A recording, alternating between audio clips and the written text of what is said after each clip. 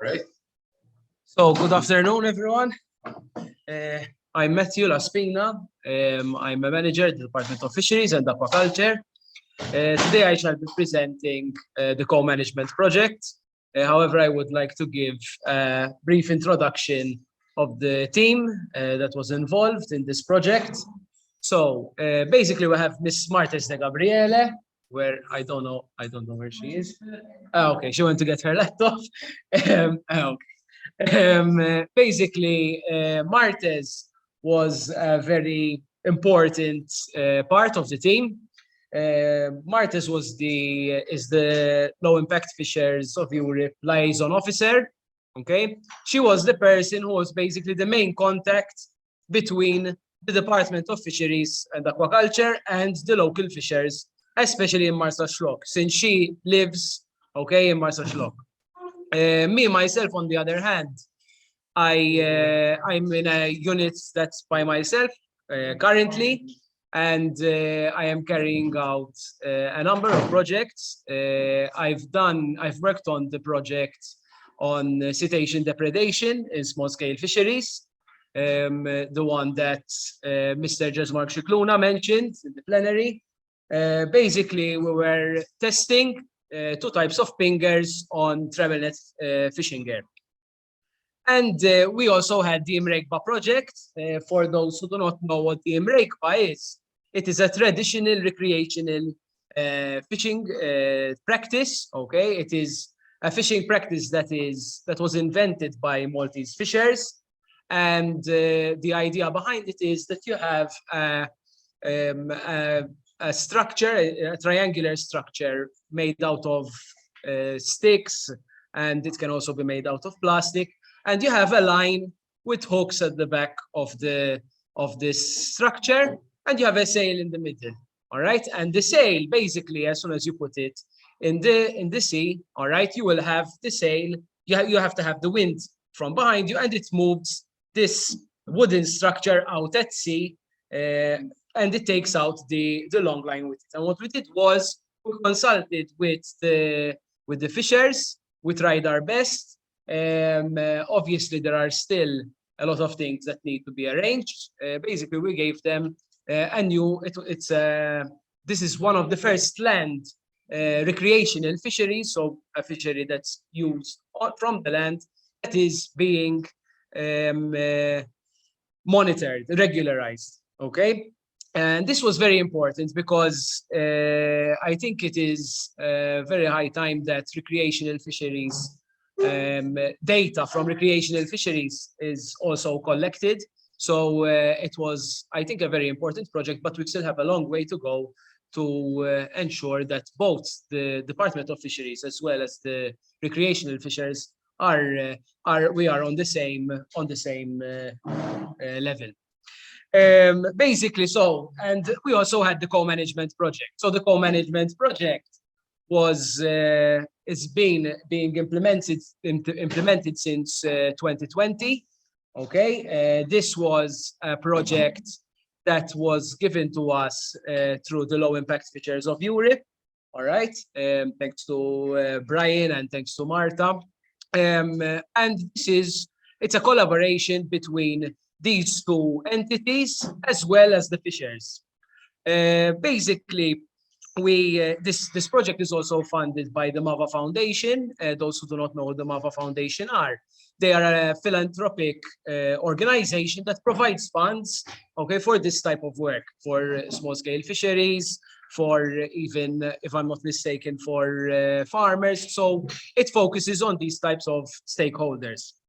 So I'm going to go over a bit about Malta. I'm going to give you a general idea of Malta and the fisheries that we have. So basically, Malta lies smack in the middle of the Mediterranean. All right, the Maltese Islands. It's an archipelago of approximately 7 islands.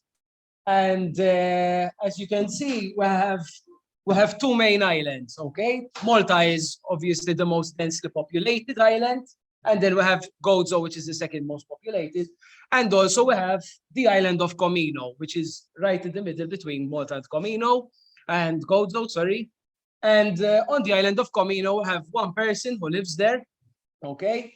And he's been living there for generations now. His family has been there for generations. We also have the island of Filfla, which is not very clear. It is a marine reserve, all right, and also a nature reserve. You cannot just go to Filfla. You need special permission to go to this. It's a very small island, but the ecosystems housed around this island are very particular. Then we also have St. Paul's Islands and Manuel Islands, which are very smaller. They're smaller islands.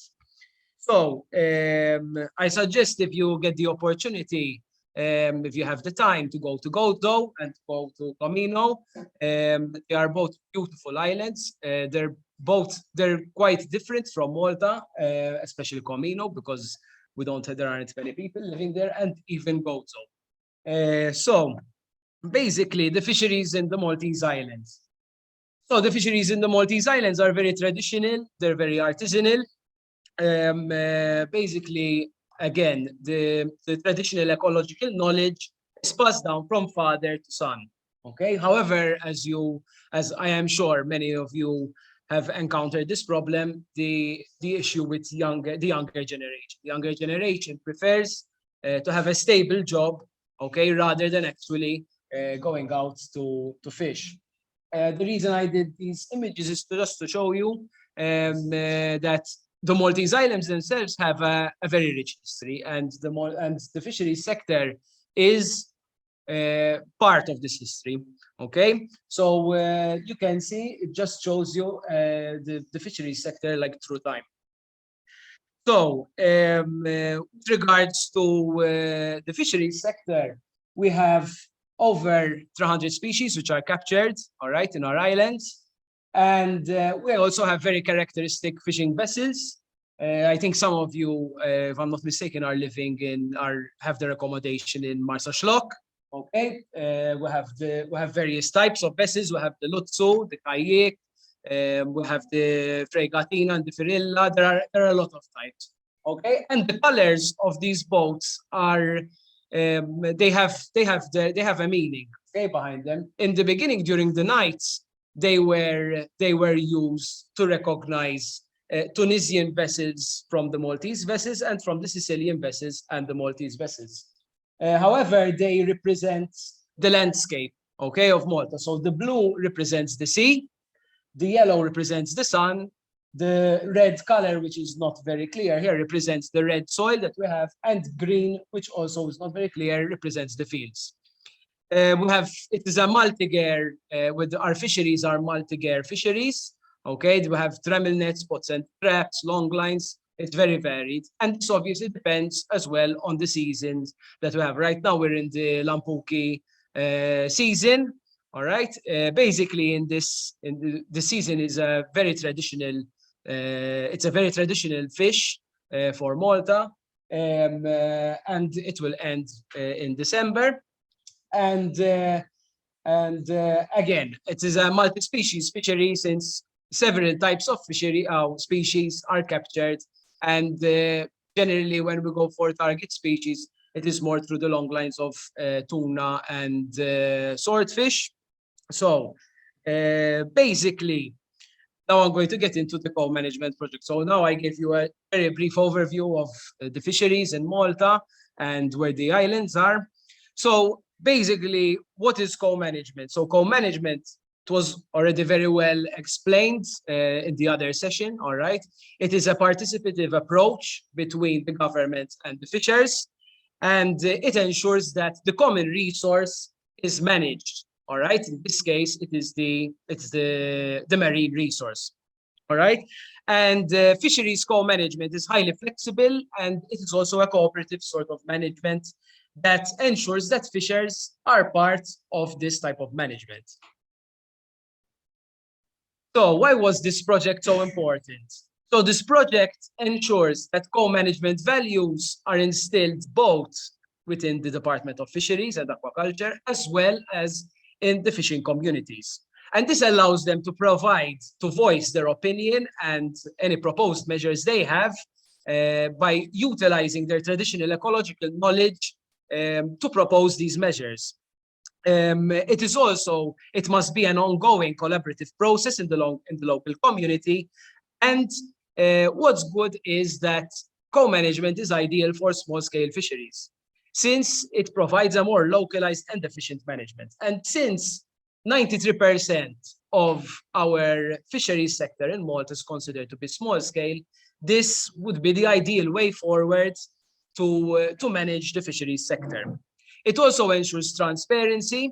So the idea behind this is that the fishers will have a very good idea of they won't have only a very good idea, they will be part of the management process when it comes to the management of their sector, and it ensures that there is proper fisher representation.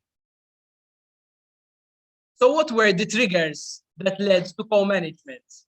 So this actually can go back, I'm 100% sure that you guys have had similar cases. This started, there was the Birds Directive. It is the oldest EU legislation in 1979, all right? And there was also the Habitats Directive that started that was drafted in 1992. And through these directives, the Natura 2000 sites were formed. Then in 2004, there was the accession to the EU, Malta's accession to the EU. And since Malta became part of the EU, we had to start designating marine protected areas, these Natura 2000 sites.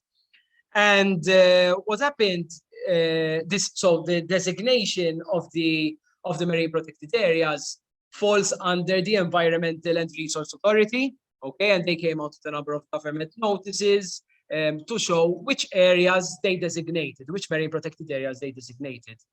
And after these areas were designated, there were several discussions between the department and the Environmental and Resource Authority. And then, luckily, Honorable Dr. Alicia Bugeya site met up with Brian and with Marta, and the co-management project was started to be implemented in Malta. So, again, this is a very brief overview. So with regards to the Habitat Directive, it is vital that we have the designation of special areas of conservation that must be designated according to studies. And there is also the Birds Directive, which aims to implement special protection areas for marine birds. With regards to the marine protected areas, we have several. We have around, if I'm not mistaken, yes, a total of 18 marine protected areas. And this is all happening in Malta's 25 nautical mile zone. So that is quite a high number of marine protected areas. So obviously when fishers saw this map, they had a bit of a shock. What we did was, this was something very new to them, and we needed to explain the subject further. So what you can see here on the map is that we have a number of special areas of conservation which are around the coast. Those areas are designated specifically for habitats such as Posidonia, Oceanica, and a number of marine caves. The other blue areas which are not on the coast, those are specifically for cetaceans and turtles. In Malta, we have a number of cetaceans, such as the bottlenose dolphin, striped dolphin, and we also have the short-beaked dolphin. And also, if I'm not mistaken, 4 species of turtles inhabit our waters. And then we have a number of special protection areas which were designated for marine birds. So, and this is just to show you the 25 nautical mile zone. So that is the zone where fisheries activities actually can take place. So why did we focus the co-management projects on the Northeast MPA? The reason behind this was that we spoke to the authorities, and this seemed to be the zone that would be managed first. Okay, they also wanted to implement no-take zone in this zone. So we decided it was high time that this project focused on this MPA, since it is a pilot project as well. However, what's good about it is that the methodology used can be replicated for other marine protected areas. So the first stage of the project was basically we focused on several fishing ports. All right, we found a number of fishing ports, and Martes and myself, we went to these fishing ports and we carried out a number of questionnaires to collect some qualitative data, which I will explain further. And we also carried out some onboard observations to discuss what is being caught in the Northeast Marine Protected Area. And we also wanted to introduce the idea of co-management amongst our fishers. Basically here we are, Martis, if I'm not mistaken, is about to carry out the questionnaire. And that is us with George. He's not here with us today. He was supposed to be part of the session. There were in Gozo, had just finished his questionnaire as well. So basically the interviews were semi-structured interviews in order to obtain the qualitative data, and we assessed different levels of knowledge, all right? We assessed the fisher's knowledge on MPAs and their benefits, the opinion of changes on fish populations in our waters, opinions on MPA management and on co-management. And the questions were kept open-ended for the simple reason to allow the fishers to provide as many suggestions as possible throughout the questionnaire. And all questions were done in Maltese. However, even though all the questions were done in Maltese, you'd be surprised how many fishers actually know how to speak English, because this is something which is not commonly known amongst Maltese people, but there is a level of education which can be found in our fishers. So these were the areas. They're not very clear on the slideshow, but these were the locations where we carried out the different interviews. Okay, we had locations such as Marsa Shlock, Imsida, Imjar, even Imjar Gozo and Nadur, St. Paul's Bay, and Melliha. We went around these different ports and we did the various interviews with the fishers. And these were the general results. Okay, the general results were, they're very simple results, but I think they showed us a lot what needs to be done.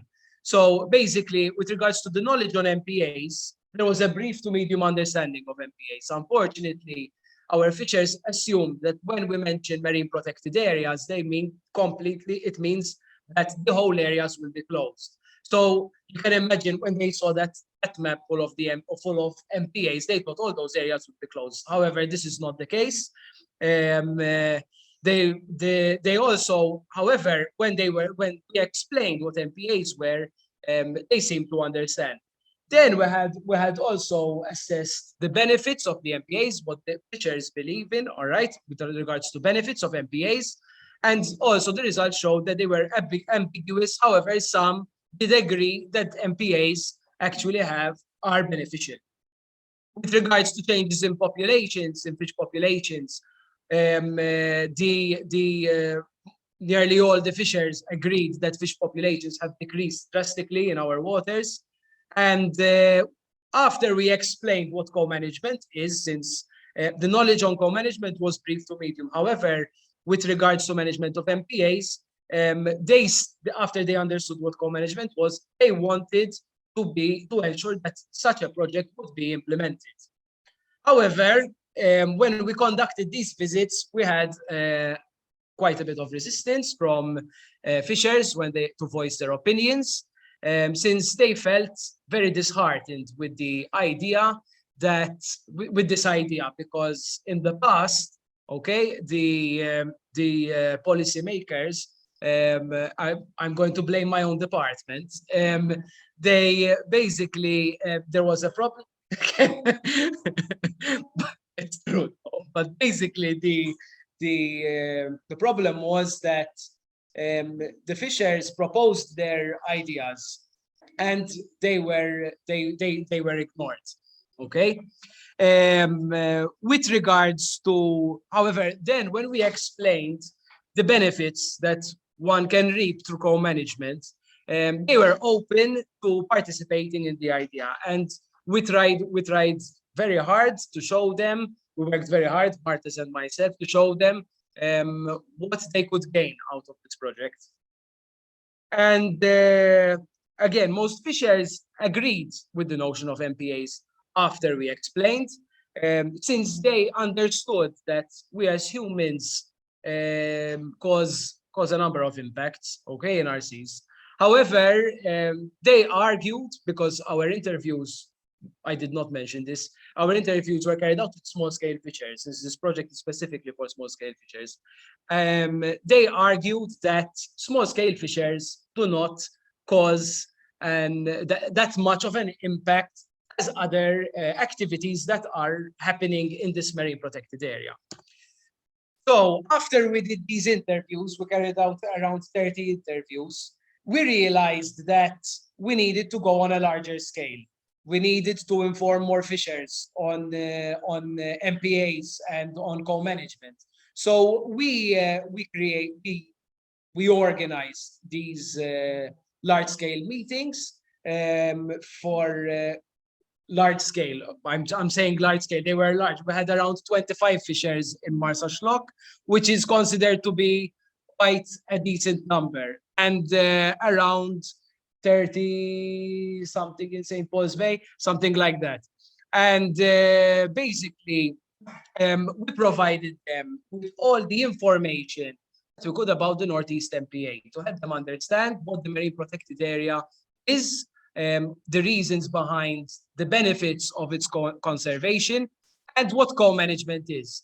And after we had the meetings, we went out to eat as well, and that creates a sort of community where you can discuss, the discussions can keep happening, okay, outside the setting of a meeting. And fishers will they'll feel more at home, feel more comfortable discussing with you over food, especially in Malta. In Malta, we love our food. With regards to the Fisher Scientific Platform, the Fisher Scientific Platform has always been present in the department. We have the Fisheries Research Unit. The Fisheries Research Unit carries out onboard observations regularly with different fishers. So basically, the whole idea of this work was to bridge that gap, okay, between the department and the fisheries. So during the meetings, we gave them also some freebies. Basically, we had these hats. We made these hats, which had the Low Impact Fishers of Europe logo. These hats were specifically made for fishers who can go out at sea.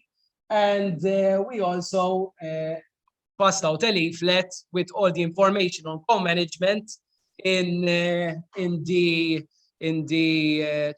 Fish Fest and throughout the meetings. And we also place them in the landing sites where fishers generally go to land their catch. So again, the aim of the workshop was to inform the small-scale fishers on the implementation of MPAs and their roles, and how the process of co-management worked. We also explained an ERA report. The ERA is the Environmental and Resource Authority. We did not mention in the meetings the name of this report, since we were informed not to, since it was not yet published. So basically, now I can mention it. This report, however, we still got all the information there was in it, and we explained it and to the fishers what would be proposed, what could be proposed. And we also informed the fishers that this MPA is the most likely MPA that would be managed first. And we wanted to make them realize that that they would be an essential part of the management of these MPAs. We wanted them to voice their opinion and propose their own measures.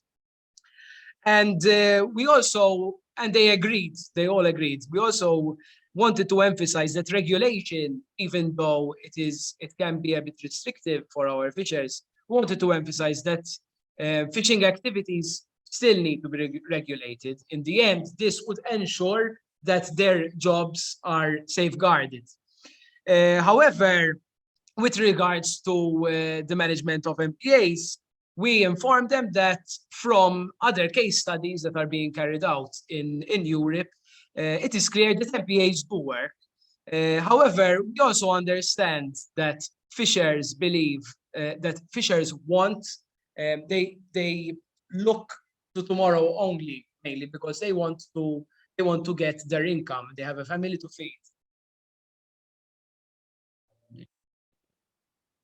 Okay, so they have a family to feed, and however, it is very vital that we make them understand that this project will work in the long run, even though restrictions will be in place. In the long run, their catches will slowly increase, and we also informed them that the Environmental and Resource Authority, which is something which is not, unfortunately, it is not something that is very common. We informed them that the Environmental Resource Authority is ready to work with them and with us, with the Department of Fisheries, to listen to their proposed measures. So throughout these workshops, we provided them with a lot of information. In this workshop, we provided them with all the information on the marine protected area, with all the ecosystem, with the habitats present, with the reefs present and the marine caves. The marine protected area, you could see it's on the last map. Okay, that is the Northeast Marine Protected Area. And basically, this marine protected area is designated specifically for Posidonia oceanica. This marine protected area houses around 80% of the Posidonia oceanica in our waters. And as you already know, and we also informed the fishers, that this is a very vital habitat since it provides them with their catches, because in the end, this habitat ensures that it aids in the reproduction of, it's a breeding ground for fish, and it also protects sandy beaches from losing the sand, and it is also a carbon sink. So it is very important to tackle climate change. So it is very vital to conserve the species. So I wanted to show you the two main habitats that are present in these areas. There's the Posidonia oceanica, which you could see in green. Okay, then we have the rhodolid beds of Merle. Merle it's not a protected species. It does not fall under the Habitats Directive. However, it is a very vital habitat since it has a lot of other species such as echinoderms, and they also have a number of marine worms that live on this rhodolid bed. So with regards to the Northeast Marine Protected Area, it generally starts from it starts from St. George's Bay and goes straight up to the pond of San Dimitri in Gozo. Okay, and it covers an area of around 155.2 kilometers squared. And this site was designated as a special area of conservation due to the habitats, due to the Posidonia oceanica present in this zone. So with regards to Sikka al-Bayda, this translates, it's the Maltese name. Sikka means reef, Bayda means white. So it's, in English, it's the white reef. The reason behind the name is because it has a lot of white sand, all right, and it also has little Neptune grass, and basically it is a reef that was and still is, but not as much anymore, unfortunately. But it's a very important habitat because there are several of the catches from our fishermen occur from this reef. Around 115,000 years ago, this reef was once an island that had its own terrestrial life, and nowadays it provides our fishers with another life.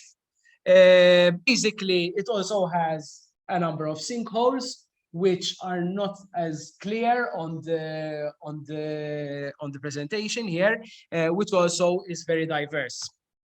We also have marine caves in this marine protected area that are submerged and fully submerged, and they are unique ecosystems. These areas, okay, have marked zonation, where basically in the first part of the cave, you have the photophilic algae, okay, that require light to photosynthesize.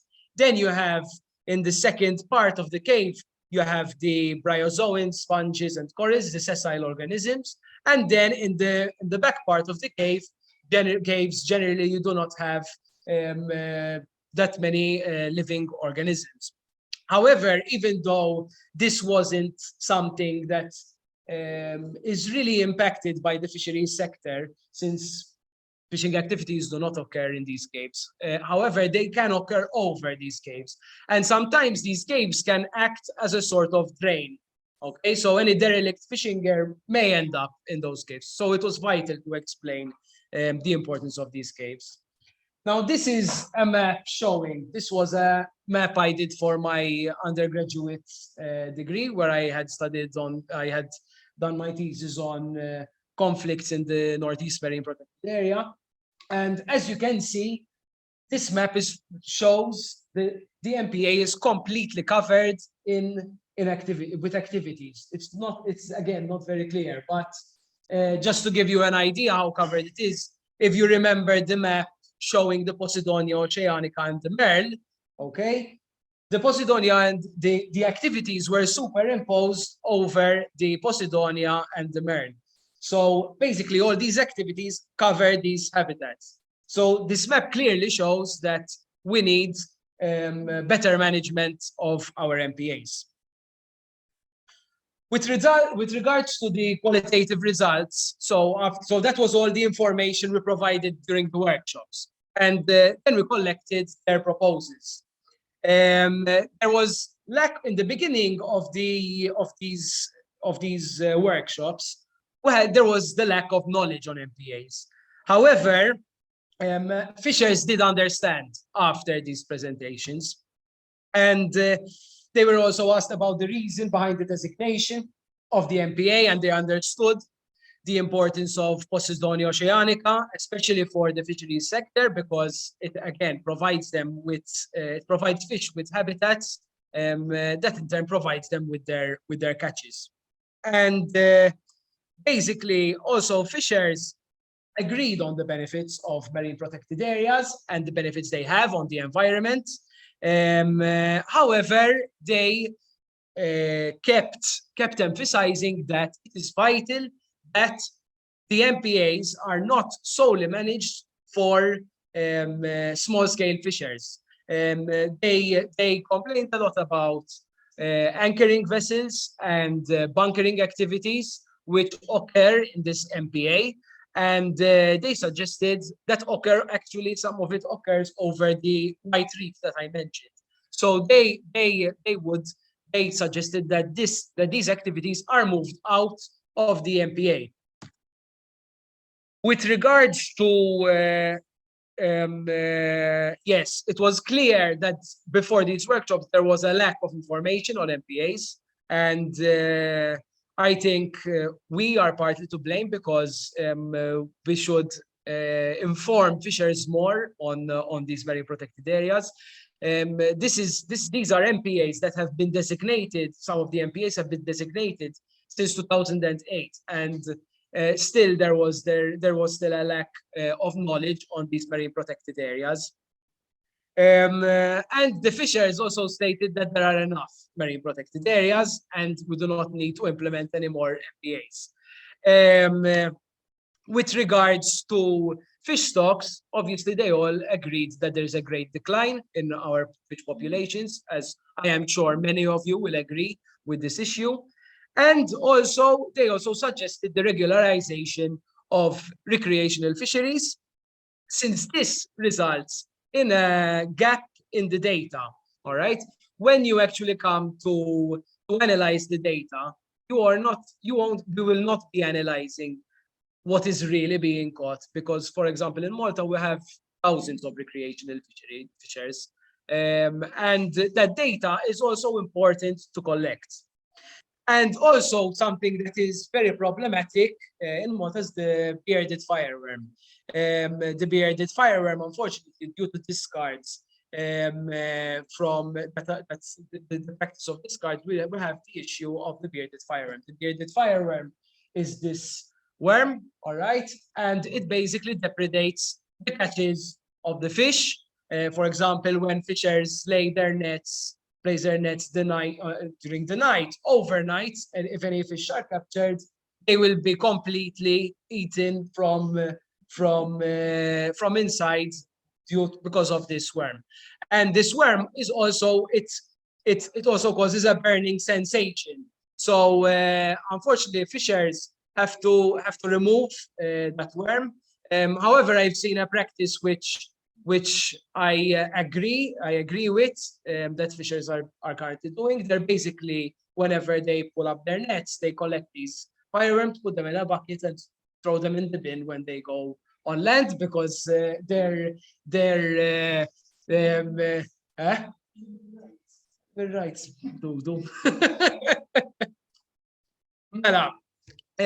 Basically, with regards to the designation of the no-take zone within the Northeast MPA, Fisher stated that this would directly negatively impact their income. And they stated that they would want some sort of monetary compensation in order to overcome the issue of if their zone, the general location where they fish becomes a no-take zone. And they also stated that it would be ideal if bunkering activities would be moved out of the Northeast MPA, and also that fishers should be consulted.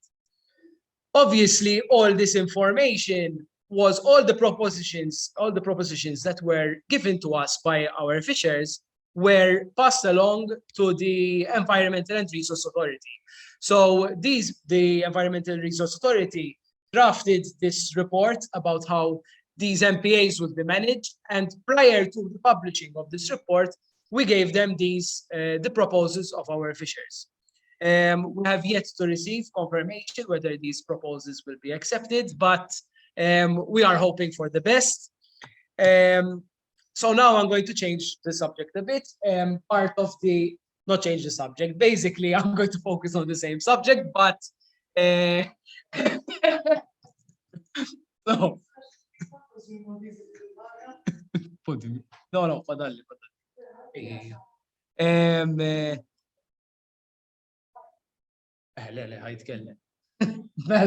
So now I'm going to be talking about our trip that we had in Turkey. I went with Bismarck, Cicluna, and also a representative from the Environmental Resource Authority. I think this was a first for the three stakeholders to actually go up to a meeting together and represent Malta together. If I am not mistaken, obviously, because generally the relationship between the Environmental Resource Authority and the Department of Fisheries generally we have conflicting objectives, and as well with the fishers. And it was a conference organized by MedPen. We went to Gokova, and we went to see the Gokova MPA and to see how they implemented it.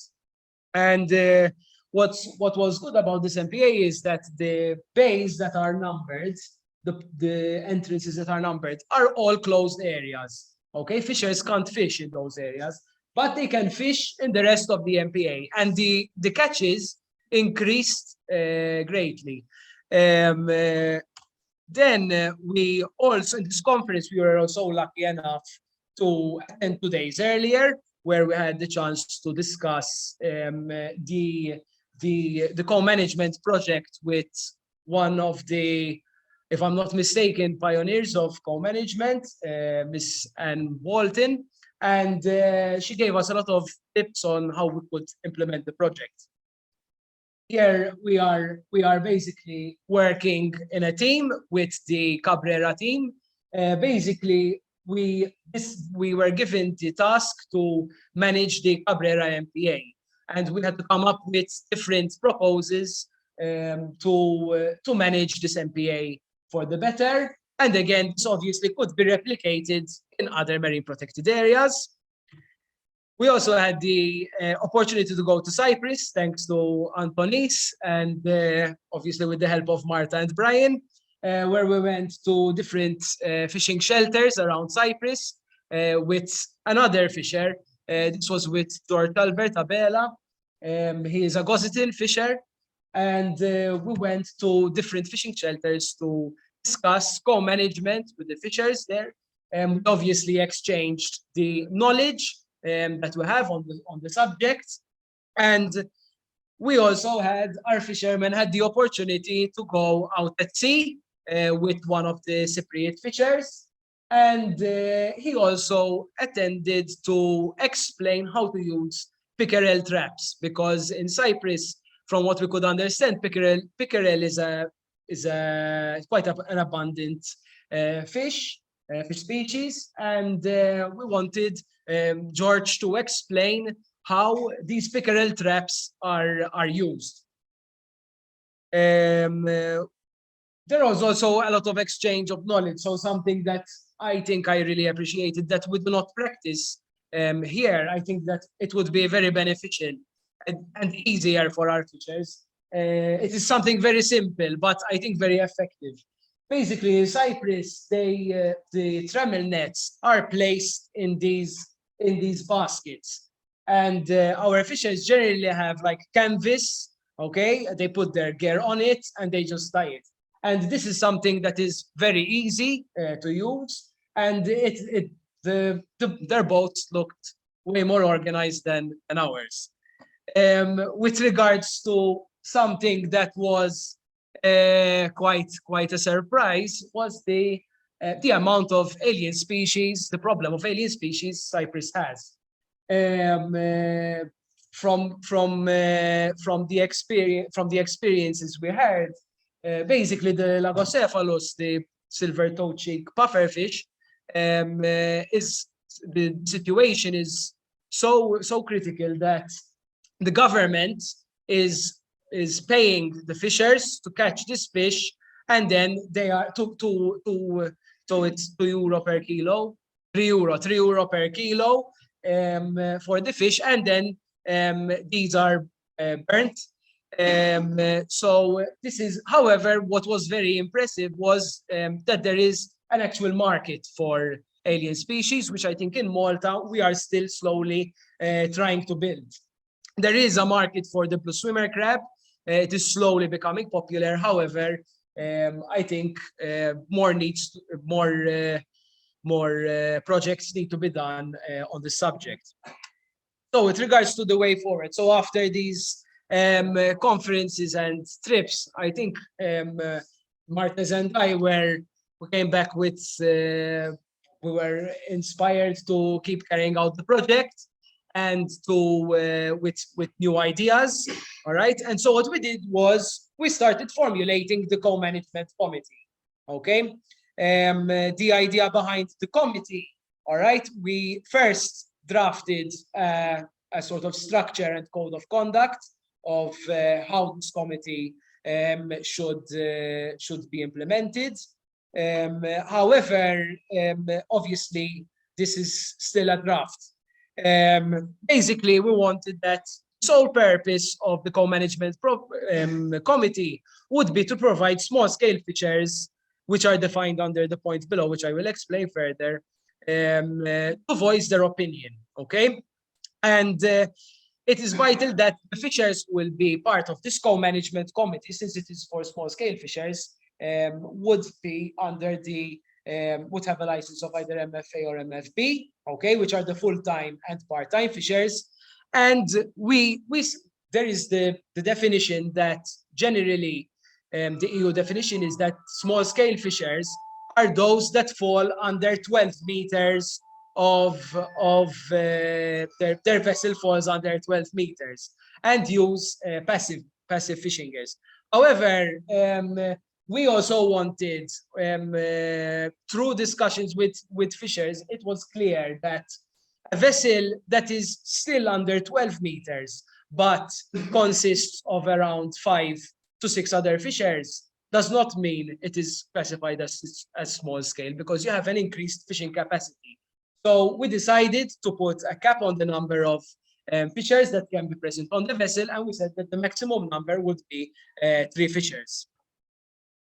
So it is vital that the date and time of the meetings will be decided by the committee, and all the committee members should make themselves available for the set dates and times.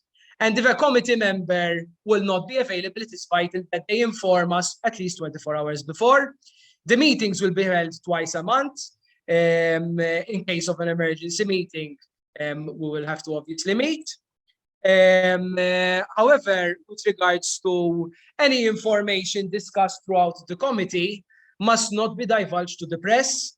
So anyone who leaks any information discussed throughout the meetings, they will be warned, and if the case persists, they will be removed and replaced. All committee members should respect the opinions of one another, and it would be vital that the committee members should understand that decisions will be taken through a vote. Okay, and these decisions will then be presented to the Fisheries Board. So basically in Malta, we have the Fisheries Board. The Fisheries Board is part of the chapter 4 to 5 of our law, okay, the Fisheries Conservation and Management Act. The Fisheries Conservation and Management Act outlines what the Fisheries Board should consist of. This involves a number of stakeholders. We have the full-time fishers, we have the cooperatives, we have recreational fishers, we have aquaculture stakeholders, people from the army, are all involved within this board, and also from the Environmental and Resource Authority. So this will be a committee that would have to, obviously, all the suggestions provided will be passed on to the Fisheries Board. However, what's good is that I have been informed by the Environmental and Resource Authority that there will be a steering group which they are implementing. The steering group will consist of all the marine stakeholders, so not just the fishers. It will include bunkering stakeholders, it will include shipping stakeholders, recreational fishers, all the stakeholders involved. And then we will have a representation from our committee who would go to these steering groups. So that would ultimately ensure that co-management would be further implemented. So it would be vital that all the committee members are transparent in their discussions, and they should all feel free to voice their opinions. Obviously, the minutes of the meeting must be always recorded, and the committee will consist of 6 full-time fishers and / part-time. We'll have the Director General and the Director of Fisheries, or a Director Representative. We'll have an ERA representative, someone from the Fisheries Research Unit, someone from the Control Unit of the department, one chairperson, and the Secretary General. However, we think that there are further meetings that need to be done with the Environmental and Resource Authority, since the idea of co-management is also one of their main objectives, which is something that I think it works greatly in our favor, because it is great to know that the Environmental and Resource Authority is also taking notice of our small-scale fishers and recognizing their importance. We also have a video planned. We already have recorded a number of scenes for the video, which will be released hopefully in the coming month. And we would like also the committee to continue after the implementation of the MPA. So this co-management committee in the future can keep working further, okay, for any other issues that may arise. And ultimately, we just contacted an individual who is very well versed in the idea of co-management and socioeconomic plans, and he will be the one who will be conducting this plan later this year. So in conclusion, sorry, I know it was a long presentation. I think effective and constructive management of fish stocks together with the local fishers is ideal to ensure that all the social and economic problems are addressed. And it is vital that we understand that co-management can be a sustainable solution for both fishers and the fish stocks. Through this concept of managing problems such as lack of resources, revenue reduction, conflicts, climate change, can all be addressed through co-management. However, the only way we can do this is through our fishers. Thank you.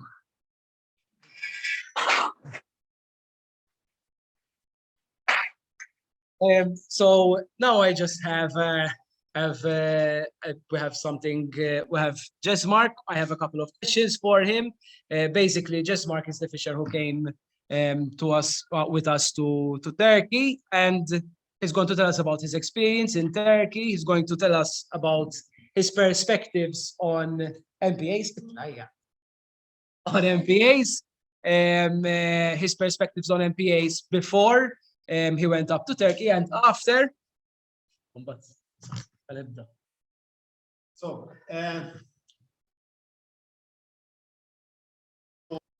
MPA for me was a no-fishing zone. So as Matthew said, when we saw the map of the MPAs, it was literally like they were telling us stop fishing. But then I got the opportunity to go to Turkey, and the perspective of MPAs completely changed. Why? Because I got to know what an MPA is. An MPA is not something that restricts fishermen from fishing, and as it was in the mentality of the local fishers, leave other activities such as bunkering and recreational anchoring walking.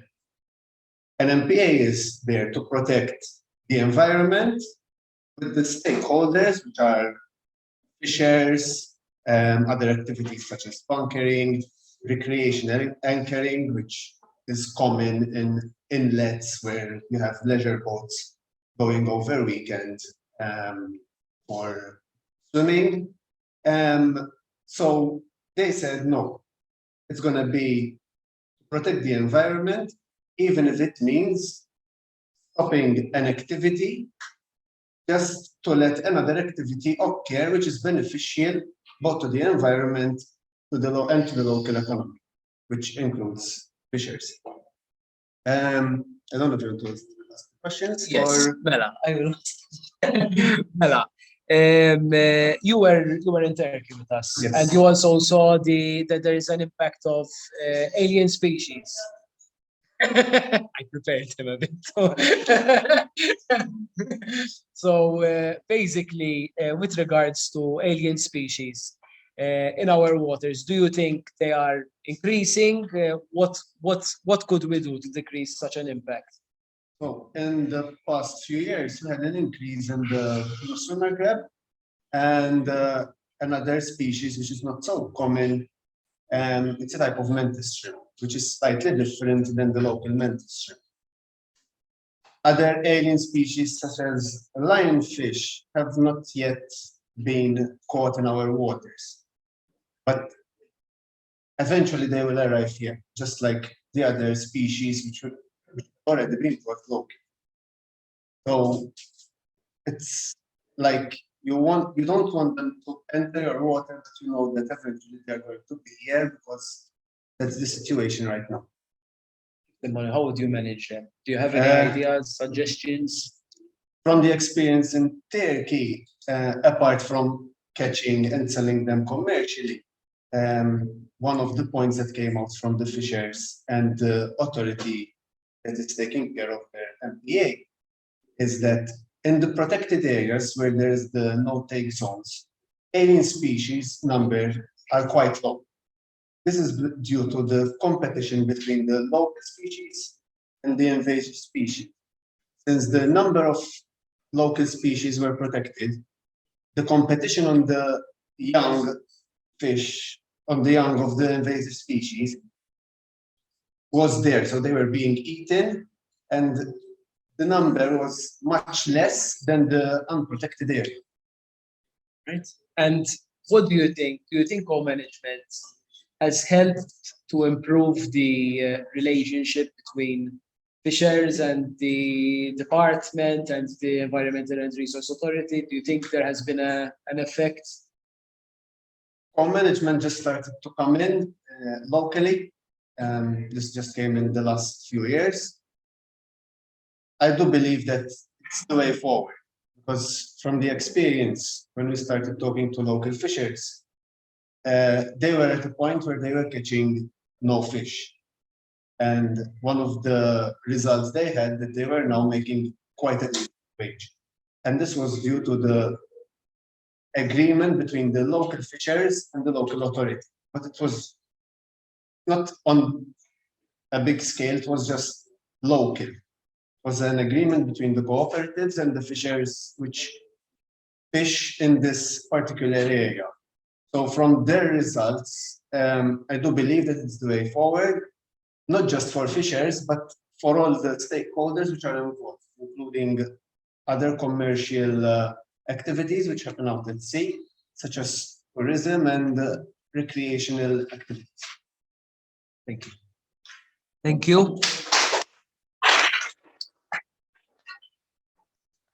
So, to be honest, I had another fisher who was supposed to come, but it wasn't available. I don't know if you have any questions. Yes. Yeah, thanks for that. It's really interesting. I just wondered what management is actually in place in the Northeast MPAs. So, the marine protected areas in general are still just there on paper. So they are not yet managed. However, the Environmental and Resource Authority is about to manage them. So currently they are just on a map, and there are no management measures in place yet. Okay. And the work you've done is fishermen basically developing plans for management, which yes. Focus within the MPA. So the ERA, the Environment Authority, basically stated that they are about to implement a no-take zone in this area. So, but there is no knowledge on the size where it's going to be. We still have no clue yet.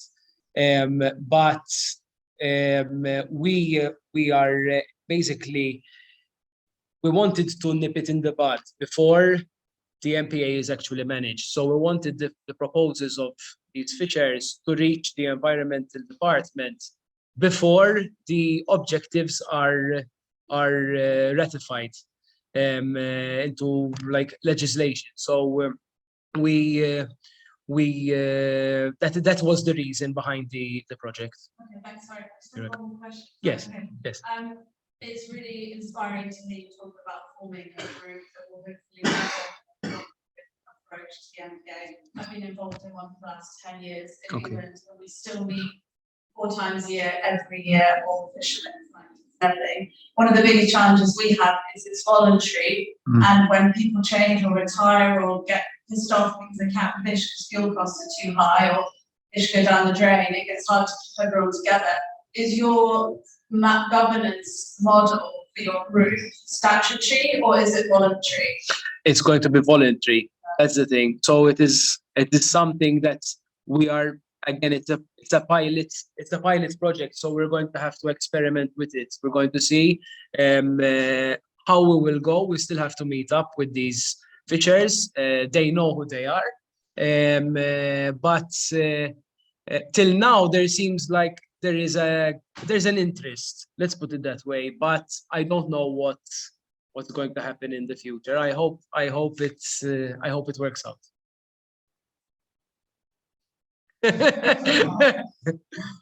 However, what? Yes. Yes. So the idea behind it would be that when a certain proposal is discussed, okay, we will have all the members of the committee. So it will be the fishers, okay, and also the other individuals involved, because we want a balance. So it is both the academic knowledge and scientific knowledge is very important, but we place those other 6 fishers to provide us with their traditional knowledge. So everyone will have an equal vote in the committee. Yes. It's 1 second. Is it 6? 1, 6, 7, 10, 11, 12. Yes, you're right. We'll have to add a no, chairperson. Yes, you're right. The chairperson.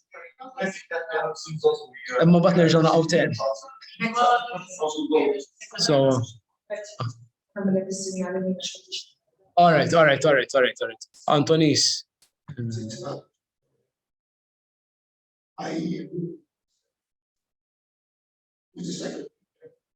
So the Secretary General will be he'll be from the Department of Fisheries as well. What you have is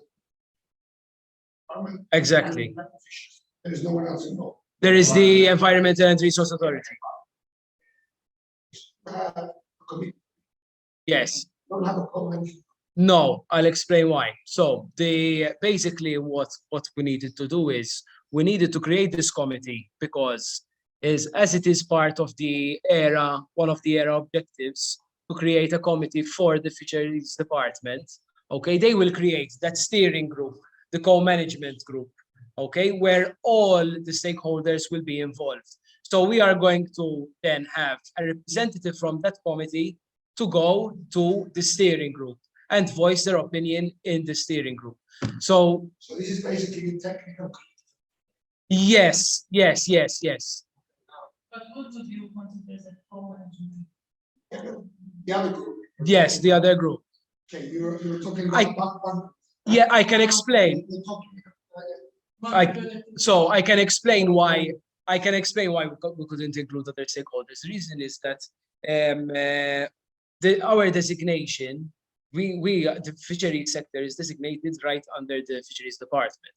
With regards to the ERA representative, the only reason they are part of this subcommittee is because in order to be, they wanted that there'll be an ERA representative for every committee, for every marine sector. So they will have also a representative, for example, for the bunkering sector.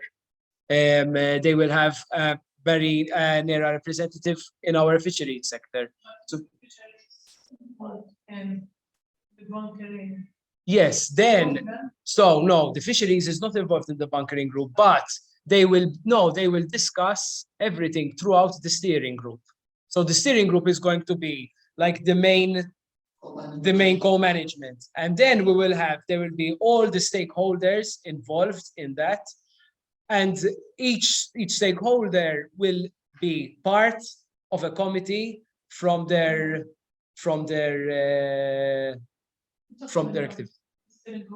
ERA. It is one of their main objectives. Cabrera has full jurisdiction on MPAs. No, ERA has full jurisdiction on MPAs with and without the steering committee. They are the ones who designated the MPAs. So what will be proposed here? Yes, it's a problem, but that is the only way we could move forward with it. So making one of those persons here represent the sub. Yes, we still have to see.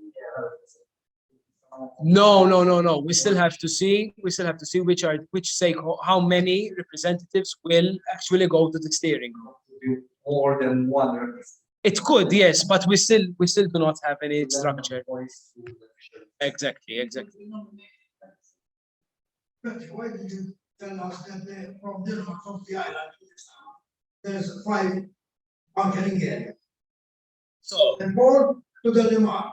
I'll tell you why I didn't.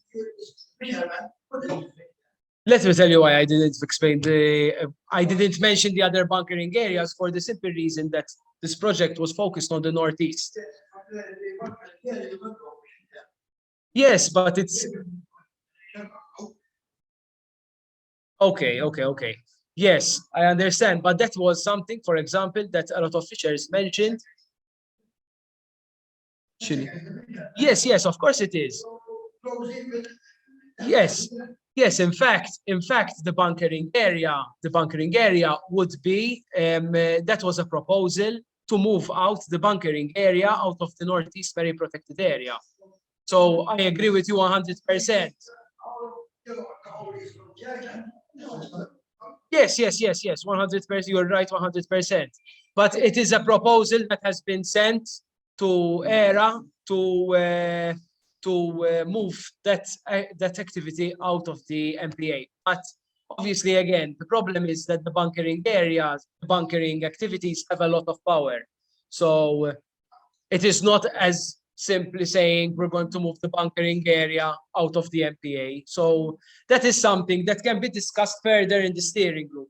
What's good about the steering group is that every stakeholder present, you could be the richest person, you could be the poorest person, you will have the same amount of power in the steering group. That is how it's supposed to. That's how it's supposed to be implemented. Yes.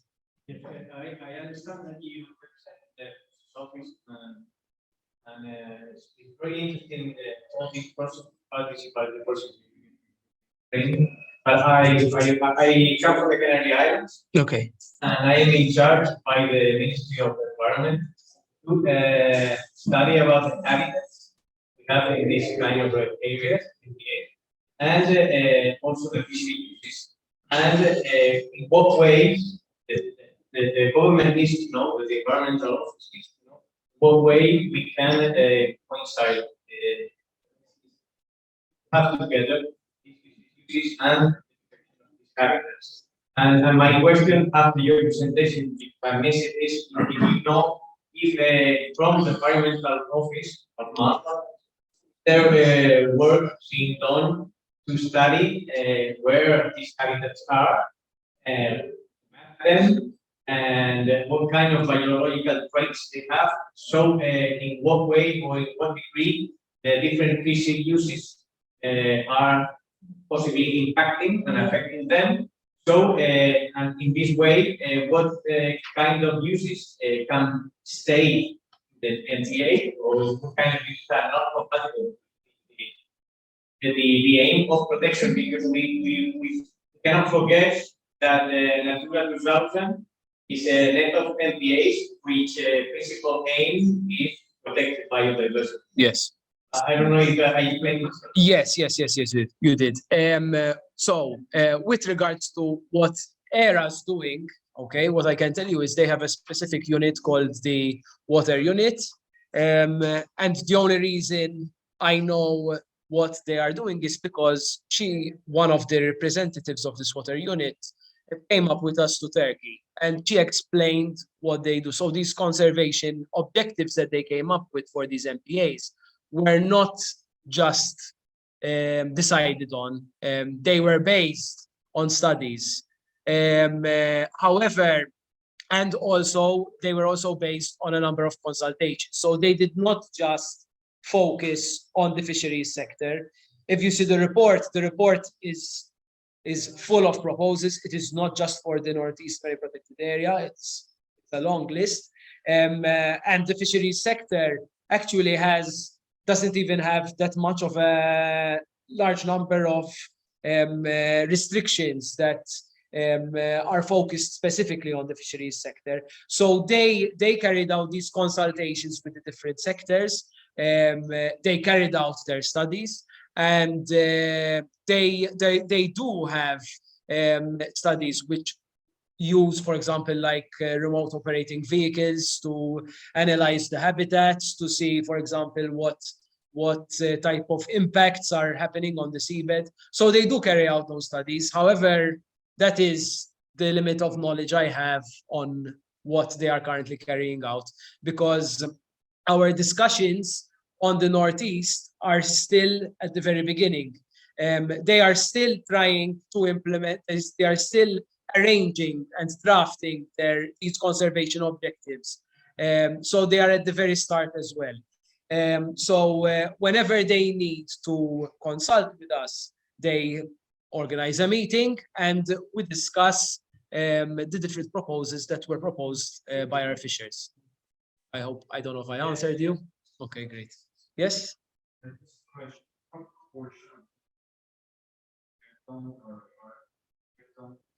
Out of those many protected areas. So till now we have no no-take zones. There are no no-take zones. No, actually, no, I'm wrong. The only one we have is, let me see if I can find filfla. Exactly, yes. So we have a couple of wrecks, okay, where no fishing activities can happen over the wrecks. But then we also have a marine reserve. Let me see.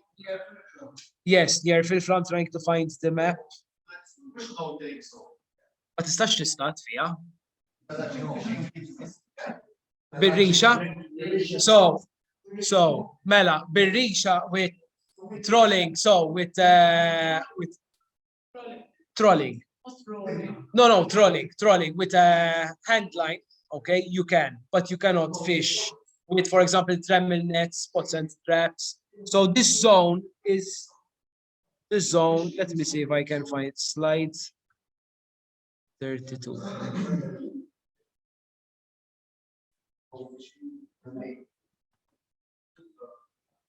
So it is, so it's basically that zone. It's basically this. There's a 1 kilometer, just 1 kilometer. 1 mile. 1 mile. There's 1 mile around Filfla where no demersal fishing can. One nautical mile. All right. Just for the day, because it was initially made as a reserve, not just to protect the reserve. It was a shooting range in the past, so there were unexploded bombs. So there was the risk of people going diving and getting on these unexploded bombs for the material found inside them. So it was first idea to, like, you cannot touch this easily. So there's still the window of fishing on this area. A bit tricky. Yes. Thank you, Jesmark. Yes. My experience, fishermen are not easily convinced by the merits of. Sometimes it's the message they are convinced that there's actually a need for it. There are other ways. The other thing that sometimes fishers are skeptical of the message. But like government,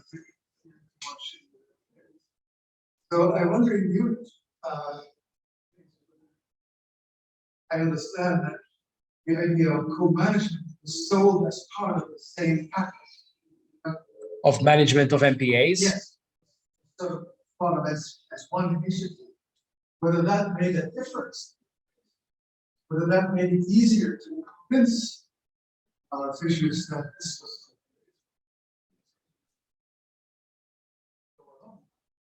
So that could be the case, and if it was the case, because again, the co-management project focused, the idea was because MPAs were going to be implemented. So our main focus was on the MPAs. Pardon? You said that we have to have we are going to have MPAs here, and to soften the pill, sugaring the pill, you have a. So, okay, I get what you're saying. Yeah, go ahead. Thank you. So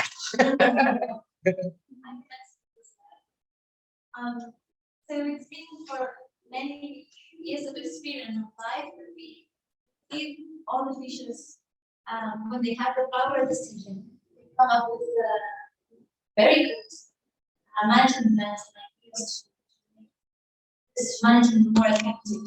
And in some places, micro roads, with the maybe there was some restrictions and so on. So this is for us for life. And then when there's some top down processes and if there is coming, it's a complete disaster. It doesn't work.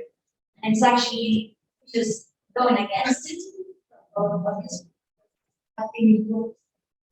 So when we heard about the history of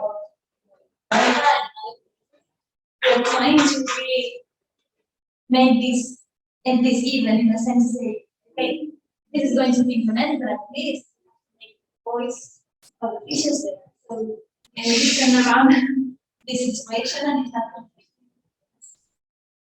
So we really came in time to say, well, at least now this is going to be implemented, might change the way it's done. So it will be in a conversation rather than I basically believe that matters how the MPAs are. It's not just about explanation. I agree that the top-down approach. First, there are examples around the world that do not care about the they can stay in post and then they chase the fishermen away. Don't go.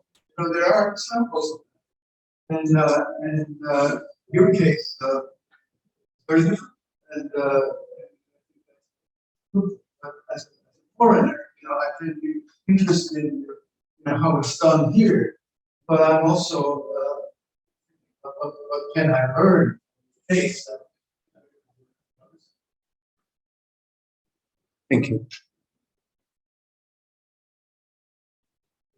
To fill in that, I want to ask you, I wasn't here, but I want to ask you, the MPAs that come with, do you have any classification of them?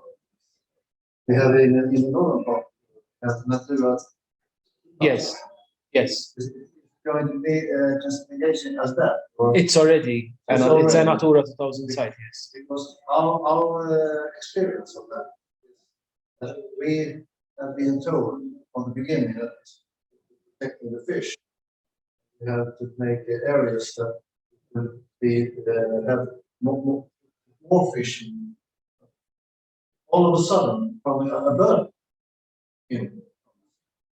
or dolphin, waiting, and successful work to make a total ban on these fish. Not fish. That have to do with the fishing. We do have, And that's a huge risk for the small scale. So I just want that we do have, to look at. yes, I know, we do have MPAs that are designated for sedations and turtles. They're actually the ones in blue are on this map are the ones that are designated specifically for turtles and whales and cetaceans, and the gray ones are the ones for marine birds. But what I mean is politicians change overnight. So it's been another development. Really, that's a huge risk. Yes, it is a huge risk, but unfortunately, it is something we will have to adapt to when if this happens. It is not within our control. I highly doubt that we will, in our case, I'm going to talk, because I highly doubt that we will stop the fisheries sector, because it is a very important sector to us. And as in, I'm not saying for you it is not, but I think we, since we are a country that, with regards to our own resources, we are very limited. And the fisheries sector provides us with that, local resource that we can provide. So I think we would be shooting ourselves in the foot if we stop fishing activities.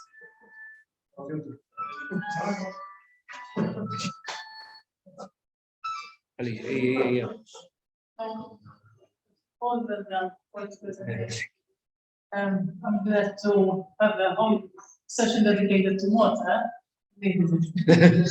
So basically what's being asked and what you raised as well.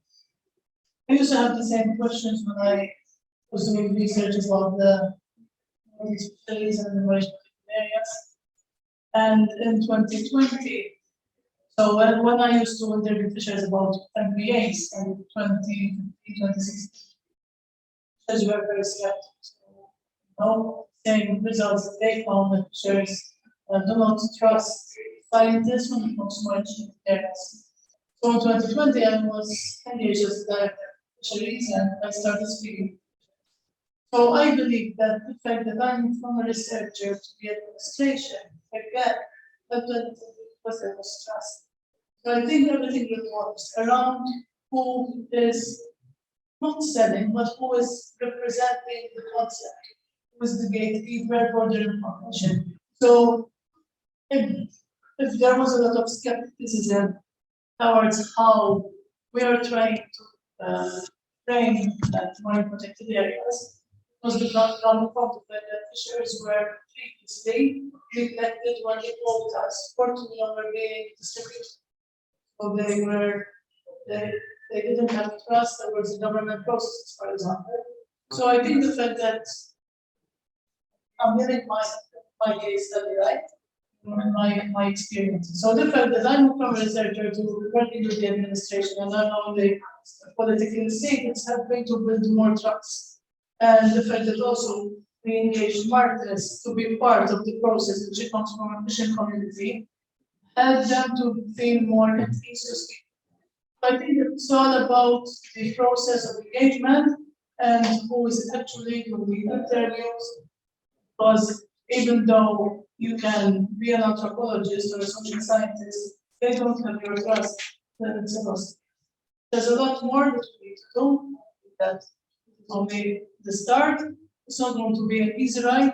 I'm sure that we're going to have to agree to disagree on some points, but I believe that given now that Malta has been nearly 20 years as part of the European Union, and the fishers are accepting the fact that if there are EU laws, we need to implement them. Now they are accepting the fact that we better be part of the process now. So I think this is more than what the whole story is about. Thank you. Well, for 10 years, we in the Baltic have been food. Every food. So our trust. Oh. Yes. Because we went into protected areas and we protect. Yeah. And other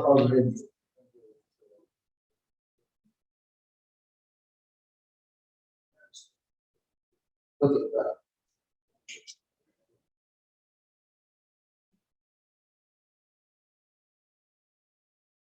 There's the problem sometimes. some of us have to. Because NGOs sometimes are not. There's the problem sometimes. Oh, sorry. NGOs are not Bala, Anthony. Last Yes, sure. Just to make a couple of observations on the nuance, the lack of species for marine protected area fisheries, as if somehow fisheries are one thing. In Scotland, we've got an extensive network of marine protected areas, and they're done on a feature basis. So there's a list of private marine features, and sea gabs, or merle, or sea bends, or sea fans. At the start of the process, help co-management in the fishing industry were asked to help identify the sites, ones that we were most supportive, becoming the protected areas, and that was sometimes contrary to the objective. Then when it gave an element of buy-in, fishermen got to help steer where the sites would be. But at the moment, sites will be managed by gear type, not fishing or no fishing. Hence, it's whether or not a particular gear type or a particular management method, management regime is compatible with the objective in the first place.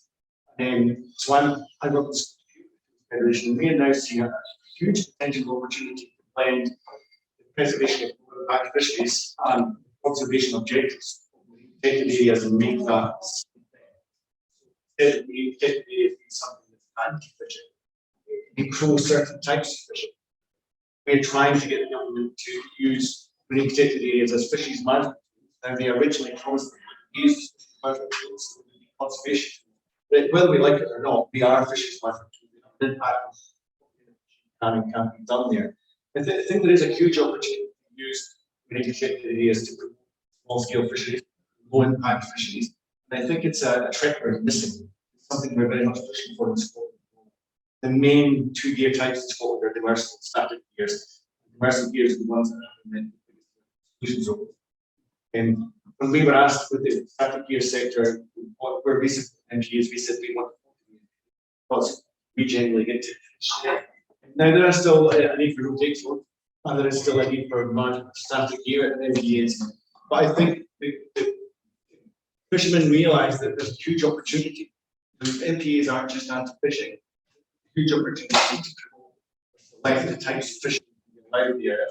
Fishermen realise that they can benefit from the MPA, not just in this abstract, you may get more fish one day, as in you can develop have a stable existence for gear conflict doesn't exist, or where one type of gear gets preferential access. I'm just curious that I haven't seen it or anything about that. And we've spent almost 2 days talking about small scale fisheries, one-pack fisheries, and yet nobody's really mentioned that the fantastic opportunity there is to blend conservation and one-pack fisheries and make it almost the same thing. And I think and we're all missing. Because as you go through this process of management and developing MPs, I would just like to emphasize there's huge opportunity both for fishermen and conservation. We can understand how to blend those two things. I agree with you 100%. I think the issue here is that the MPAs, since they are designated specifically under another complete different department, the communication has improved a lot. But I still think that we still have a lot of work to do between the two departments. To ensure that we are at least on the same level of ensuring that we will have the conservation measures that are implemented, but at the same time, the fishing sector is still working and still very functional and efficient. Thank you. Yes. Sorry. What's to go first? I'm sorry.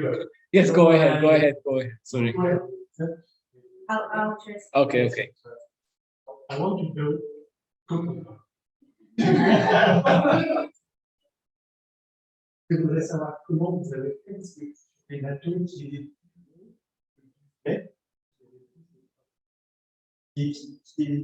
déjà cette zone.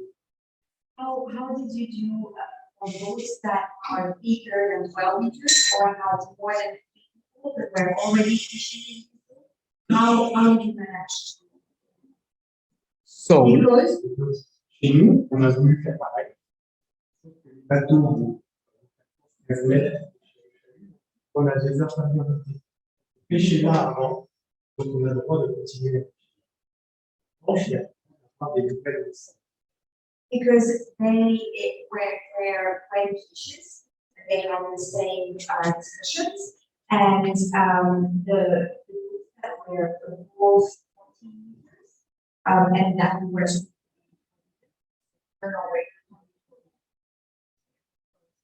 in their previous, and so it was accepted. It's just that the licenses won't be issued. But the fact that they were fishing very or so you're asking me if it's the case here? how well basically how did you do?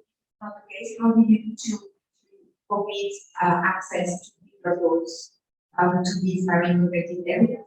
So, no, we did not forbid access to the boats. What with you're talking about the definition, I'm guessing, right? The Yeah. definition. So no, that is who will be part of the committee. All the boats were there before. But she's asking the boat. About 12 nautical miles. So exactly, any vessels, it is just stated in our law that any vessels that are over 12 meters have to be out of the 12 nautical mile zone of Malta. But push 12. Mela 25 nautical mile zone, the 25 nautical mile zone. So the fisheries management zone are that's where the small scale fisheries actually work.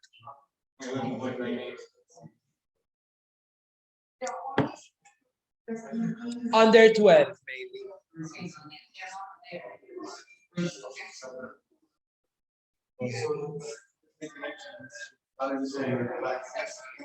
Sorry, can we have one conversation back up here?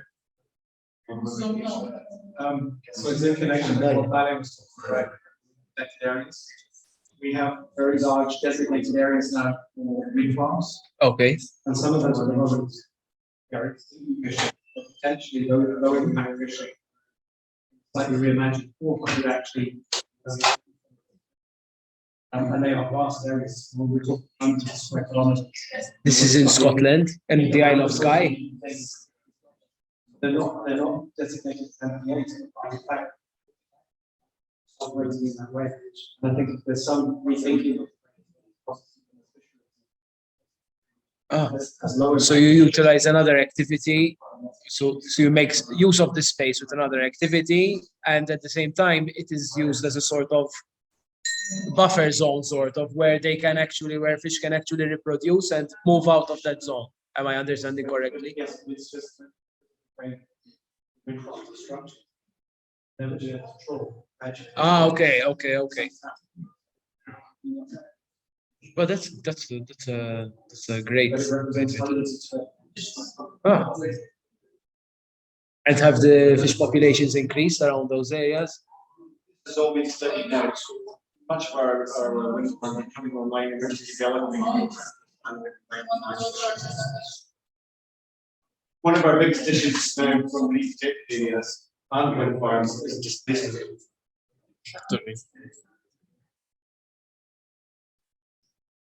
Okay. Yeah, the biggest issue we have now is a consequence of spatial squeeze. There's not enough space for everybody. As we keep space for wind farms and the protected areas, we haven't reached